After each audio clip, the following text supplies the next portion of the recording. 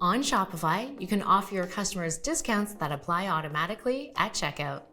Just remember that for an automatic discount to apply correctly, your customers need to add all eligible items to their cart.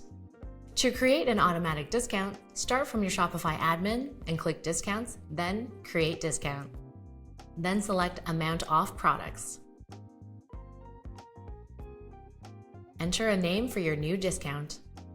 Under Value, select either percentage or fixed amount. Then choose whether the discount applies to specific collections or only specific products.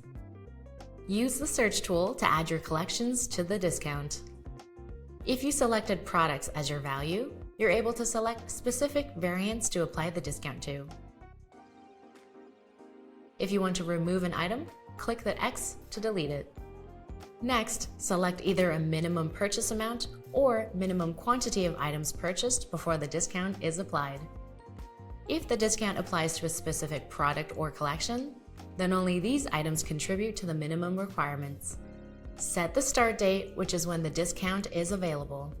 If you want to set an end date for the discount, click Set End Date and use the calendar to choose when the discount will end.